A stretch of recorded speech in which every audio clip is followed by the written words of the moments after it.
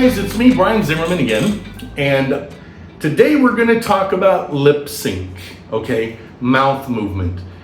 One of the most important things you need to learn about being a good puppeteer. Now, there are a lot of things you can learn as a puppeteer, but this is probably the one thing that if you do not master it, and if it does not look right, your audience is going to notice this first. Lip sync. Okay? When your puppet is talking, it is extremely important that you get the lip sync right. Okay, here we have Waldo. Now, I'm going to have Waldo say a phrase. Waldo, say the quick brown fox jumped over the sleeping grizzly bear. Do that for me. The quick brown fox jumped over the sleeping grizzly bear. Okay?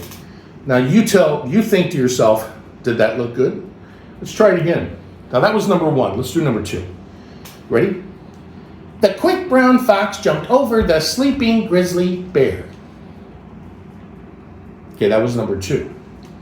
Now you think to yourself, did that look good? Well, let's find out. Let's do number three. You ready, Waldo? The quick brown fox jumped over the sleeping grizzly bear. Now, if you looked at 1, 2, and 3, hopefully, in your mind, the best one was 3.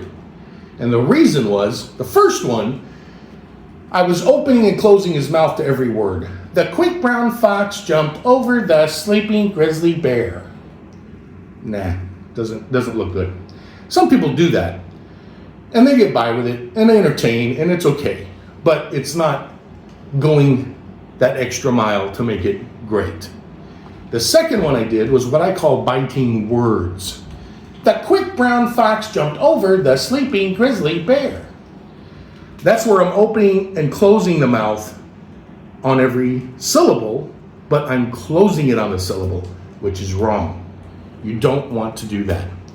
Number 3 was the right way. The quick brown fox jumped over the sleeping grizzly bear.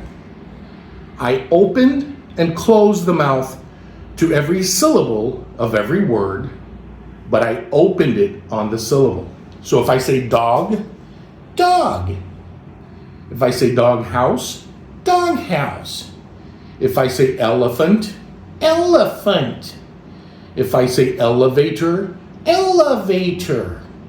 I'm opening and closing the mouth on every syllable of every word. That's how you're going to achieve the best lip sync.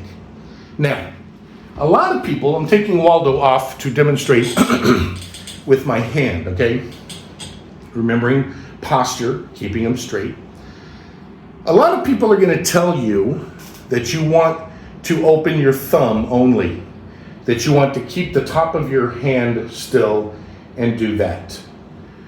That's a really good way to get a cramp in this muscle. I don't do that. I haven't done it for 50 years, never will, never have. What I do is I use my wrist.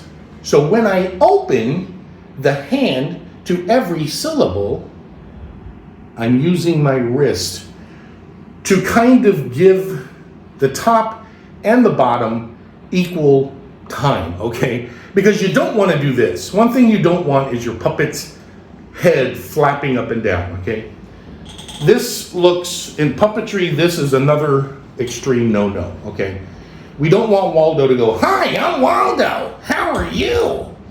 You don't want the top of the head flapping up and down, okay?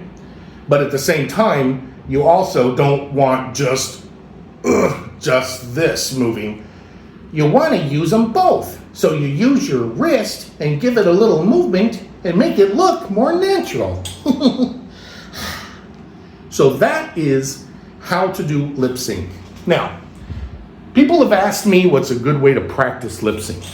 A good way to practice lip sync is to get in a mirror, get your favorite song, get your favorite recorded, whatever, it could be a poem, could be whatever, a monologue from one of your favorite characters in a movie. But look in the mirror and practice, with or without your puppet, practice using your hand opening to the syllables of every word and practice, practice, practice.